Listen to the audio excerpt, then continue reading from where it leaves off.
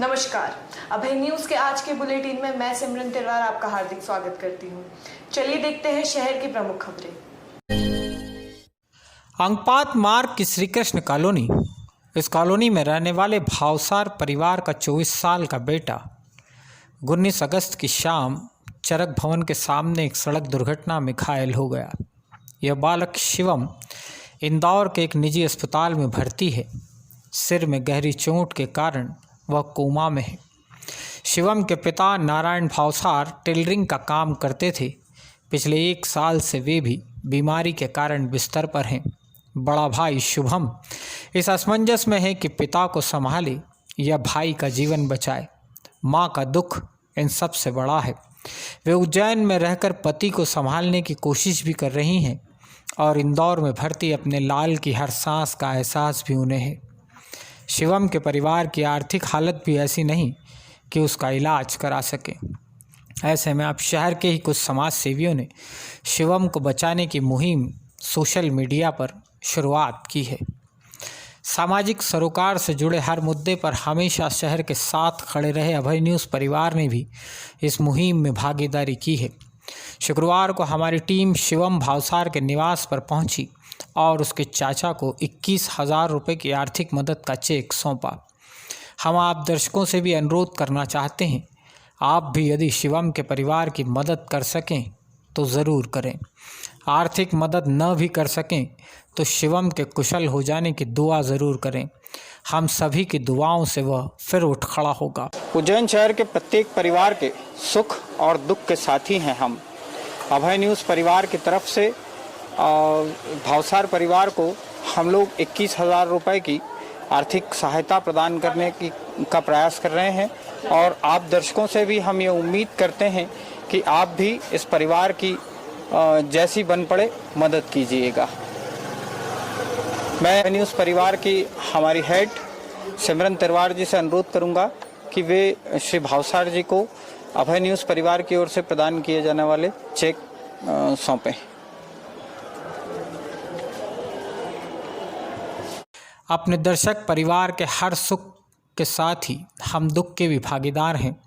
अभय news की इस पावन मुहिम में हमें समाज सेवी फ़हीम सिकंदर का भी साथ मिला। अभय न्यूज़ के आग्रह पर अब फ़हीम सिकंदर और उनकी टीम भी इस रविवार से शिवम के परिवार की मदद के लिए, शिवम की जान बचाने के लिए ऑनलाइन चैरिटी कैंपेन चलाएगी। मैं अभय न्यूज़ के माध्यम से आप लोगों से ये अपील करना चाहता हूँ कि जहाँ कहीं भी आप रहें, अभय न्यूज़ के अंदर मोबाइल नंबर चलेंगे, अकाउंट नंबर चलेंगे। जहाँ कहीं भी आप किसी तरह की राशि डालना चाहें तो डाल सकते हैं। मेरी संस्थाएं सर्वधर्म कौमी एकता समिति और गॉड गिफ्ट वेलफेयर सोसाइटी वो रविवार के दिन से एक चैरिटी शो ऑनलाइन के माध्यम से शुरू करने जा रहे हैं। उसमें भी मोबाइल नंबर चलेंगे, अकाउंट नंबर चलेंगे। आप चाहेंगे तो उस राशि को उसके अंदर डाल सकते हैं। आप दर्शकों से आग्रह है, स्क्रीन पर दिए गए mobile number, bank IFSC code और अकाउंट नंबर के माध्यम से जितना संभव हो सके इस ज़रूरतमंद परिवार की मदद ज़रूर करें। अभय न्यूज़ की तरफ से जो हमको सहयोग मिला है, 21,000 चेक दिया है, उसके लिए मैं पूरे परिवार को बहुत बहुत धन्यवाद देता हूँ और आगे भी सभी लोगों से निवेदन करता हूँ कि इसी प्रकार सहयोग करते रहें ताकि बच्चा हमारा जल्द से जल्द स्वस्थ हो जाए और बाबा महाकाल से कृपा करें कि जल्द स्वस्थ हो जाए। स्वच्छता के मामले में हमारा शहर पहले नंबर से पिछड़कर 12वें नंबर पर आ गया। भला हो उस किन्नर समुदाय का जिसके द्वारा चलाए गए बधाई से सफाई अभियान को बेस्ट इनिशिएटिव अवार्ड मिल सका और हमारी नगर निगम कहीं तो मुंह दिखाने के काबिल हो सकी। अब किन्नर समुदाय के सहयोग पर भी हमारे नगर निगम के जिम्मेदार तालियां बजवाकर खुद की पीठ थपथपाने में जुट गए हैं। स्वच्छता रैंकिंग में उज्जैन के पिछड़ेपन पर शुक्रवार को महापौर मीना जोनवाल का एक बयान आया। सोशल मीडिया पर यह बयान काफ़ी चर्चाओं में है। दरअसल महापौर ने बयान दिया है कि स्वच्छता सर्वेक्षण के दौरान हमारे यहाँ बार बार कमिश्नर बदलते रहे, इस कारण हम सर्वेक्षण में पिछड़ गए। हकीकत इसके ठीक उलट है। पिछले 5 साल में इन्हीं महापौर और इसी बोर्ड के कार्यकाल में 7 बार नगर निगम आयुक्त की कुर्सी पर अधिकारी बदल चुके हैं। दरअसल उज्जैन में किसी भी अच्छे अधिकारी को ओछी राजनीति ने टिकने ही नहीं दिया। पिछले 5 साल में नगर निगम में अविनाश लावानिया, आशीष सिंह, विजय कुमार जे, प्रतिभा पाल, क्षितिज सिंघल, ऋषि गर्ग और फिर से क्षितिज सिंघल नगर निगम आयुक्त बने। इनमें से अधिकांश अधिकारी नगर निगम इंदौर के अलावा अन्य महत्वपूर्ण पदों पर रहे और इन पदों पर इन्हीं अधिकारियों ने अपनी कार्यक्षमता से अच्छे रिजल्ट भी निकाले। प्रतिभा पाल तो इस वक्त देश में स्वच्छता के मामले में नंबर 1 इंदौर नगर निगम की आयुक्त हैं। इन्हीं प्रतिभा पाल के उज्जैन नगर निगम आयुक्त पद के कार्यकाल में महापौर मीना जोनवाल के साथ उनके पंगे काफ़ी चर्चाओं में रहे हैं। दरअसल उज्जैन के जिम्मेदार राजनीतिज्ञों और सरकार में बैठे नुमाइंदों ने कभी इस बात पर चिंतन ही नहीं किया कि उज्जैन में बार बार नगर निगम आयुक्त बदलने की नौबत क्यों आ रही है। जिन अधिकारियों ने दूसरे शहरों में बेहतर परिणाम निकाले वे उज्जैन में आकर ढुस कैसे हो गए। इनकी असली वजह महापौर की पसंद और नापसंद है। शायद प्रथम नागरिक की पसंद नापसंद पूरे शहर के रिजल्ट पर भारी पड़ी है। स्वच्छता रैंकिंग में फिसड्डी साबित हुए उज्जैन नगर निगम के पिछड़ेपन की वजहों पर हम कल के बुलेटिन में कुछ और भी कारण आपके साथ साझा करेंगे। महाकालेश्वर मंदिर के चिंतामण स्थित गौशाला में जहरीला चारा खाने के कारण हुई 6 गौवंश की मौत के मामले में शुरुआती जांच पूरी कर ली गई है। इस गौशाला के प्रभारी और महापौर मीना जोनवाल के जेठ निरंजन जोनवाल को महाकालेश्वर मंदिर प्रबंध समिति ने सेवा से ही बर्खास्त कर दिया है। मामले की जांच के लिए बनी समिति के सामने यह तथ्य आया था कि घटना से लगभग 12 दिन पहले से निरंजन जोनवाल गौशाला में गए ही नहीं थे, जबकि वे गौशाला के प्रभारी थे और उन्हें यहां सतत ड्यूटी पर पहुंचना था। निरंजन जोनवाल की बर्खास्तगी के अलावा गौशाला के 6 कर्मचारियों को भी सेवा से पृथक करने के नोटिस जारी किए गए हैं। महाकालेश्वर मंदिर प्रबंध समिति द्वारा बनाई गई जांच कमेटी के सदस्य सहायक प्रशासक चंद्रशेखर जोशी और मूलचंद जोनवाल ने गौशाला में चारा सप्लाई करने वाली इंदौर की फर्म सहयोग कमर्शियल को भी नोटिस जारी किया है।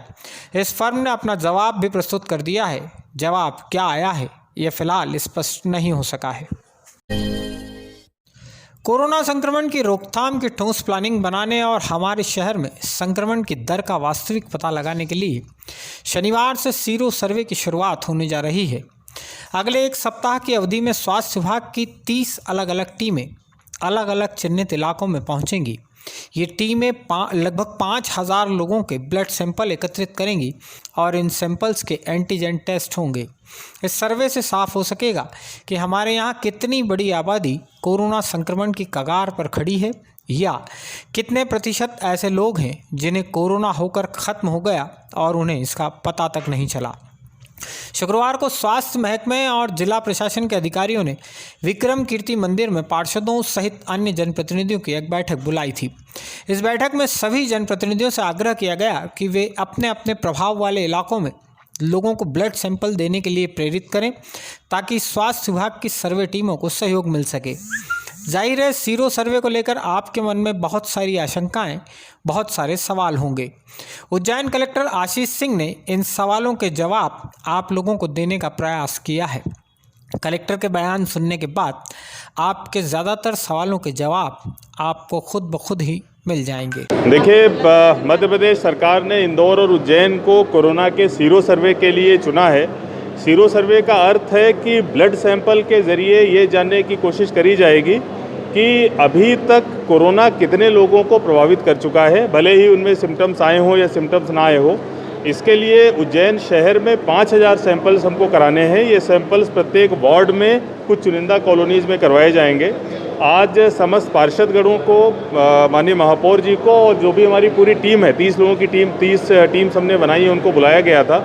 मैं आप सभी लोगों के माध्यम से अपील करूंगा कि जो 5000 सैंपल्स का हमारा टारगेट है, इसको बहुत जल्दी से जल्दी पूरा कराने में मदद करें।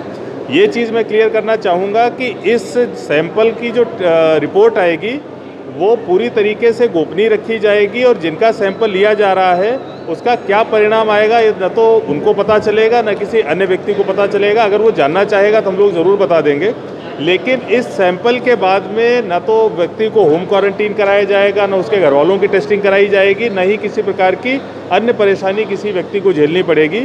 केवल और केवल सैंपल लेके टीम चली जाएगी, उसके बाद अन्य किसी प्रकार की गतिविधि उसके द्वारा उसके आगे फॉलो नहीं करेगी।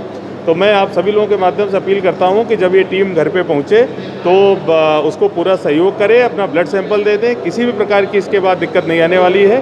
माननीय महापौर जी और सभी पार्षदगणों से भी हमने अपील करी है कि जब वो टीम उनके वार्डों में जा रही है तो पूरा सहयोग उसको प्रदान करने का कष्ट करें।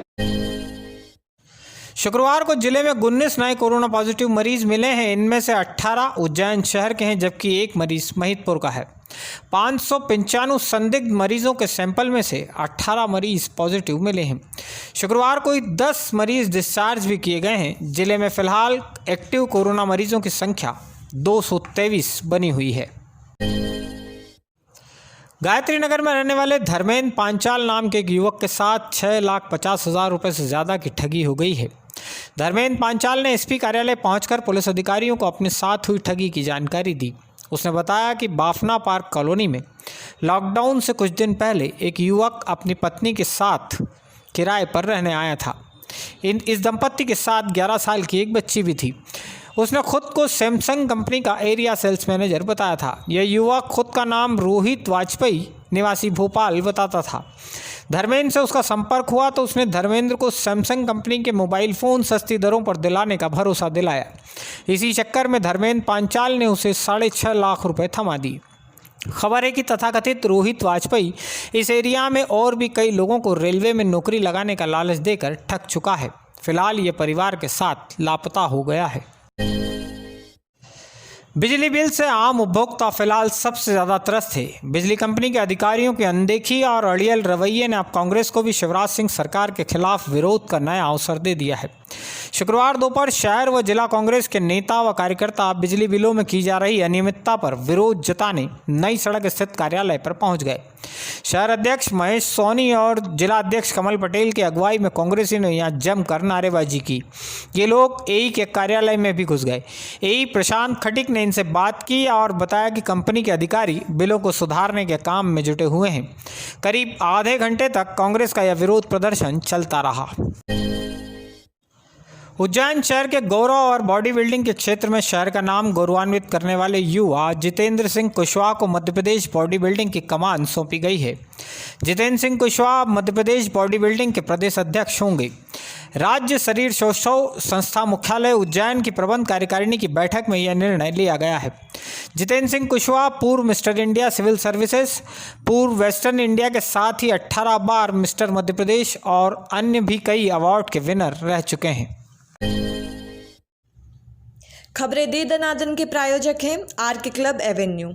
इस गणेश चतुर्थी पर करें अपने घर का सपना साकार। आर के होम्स में आपके विश्वास को और मजबूत करने के लिए आर के डेवलपर्स लेकर आए हैं आर के क्लब एवेन्यू, ज्ञान सागर स्कूल के पास, देवास रोड, उज्जैन। जंतर मंतर रोड पर ठेला लगाकर सब्जी बेचने वाली एक महिला प्रेमलता के गले से 2 अज्ञात मोटरसाइकिल सवार युवक मंगलसूत्र झपट कर ले गए। यह घटना गुरुवार रात की है। आरोपियों को तलाशने के लिए पुलिस ने नाकेबंदी भी की, लेकिन कोई सुराग नहीं मिल सका। खाक चौक के नजदीक सुनसान जगह पर खड़े एक बैकहो लोडर में बीती रात किसी अज्ञात बदमाश ने आग लगा दी है। लोडर मशीन मुंद्रा कॉलोनी में रहने वाले जितेंद्र जैन की है। आग लगाने वाले शख्स के खिलाफ चिमनगंज मंडी थाने में अपराध दर्ज किया गया है। प्रसूता महिलाओं को अस्पताल तक लाने और घर छोड़ने की सेवा में जुटी 108 जर्नी एक्सप्रेस के चालकों ने शुक्रवार से हड़ताल कर दी है। जर्नी एक्सप्रेस के चालकों को लंबे समय से वेतन नहीं मिल सका है। नागजिरी इलाके के आदर्श नगर में रहने वाले 18 साल के युवक अनिल वर्मा ने फांसी लगाकर आत्महत्या कर ली है। अनिल वर्मा के परिजनों ने पुलिस को बताया कि पिछले कुछ दिनों से उसकी मानसिक हालत ठीक नहीं थी। पटेल नगर इलाके में रहने वाले पंचायत सचिव अशोक कुमार के घर चोरी की वारदात करने वाले 3 आरोपियों को चिमनगंज मंडी पुलिस ने दबोच लिया है। सीसीटीवी फुटेज के माध्यम से पुलिस चोरों का सुराग लगाने में सफलता हासिल कर सकी है। ताजपुर चौपाटी के पास शुक्रवार सुबह सड़क से पुलिस ने एक युवक की लाश बरामद की है। आशंका है कि इस युवक को किसी अज्ञात वाहन ने टक्कर मारी है। मृत युवक की फिलहाल पहचान नहीं हो सकी है। नीलगंगा क्षेत्र की प्रजापति कॉलोनी में नाले के ऊपर बने अवैध निर्माण करने वाले लोगों के खिलाफ नगर निगम की गैंग ने मुहिम चलाई। इस कॉलोनी में बने कई अवैध निर्माण के अगले हिस्से ध्वस्त कर दिए गए हैं। दोस्तों, गुरुवार के बुलेटिन में हमने आपको ग्रेट डेन नस्ल की एक 7 माह की पपी जूमा के गुमशुदा होने और जूमा के मालिक देवेंद्र बैरागी द्वारा उसका सुराग देने वाले को 21,000 रुपये का इनाम देने की जानकारी दी थी।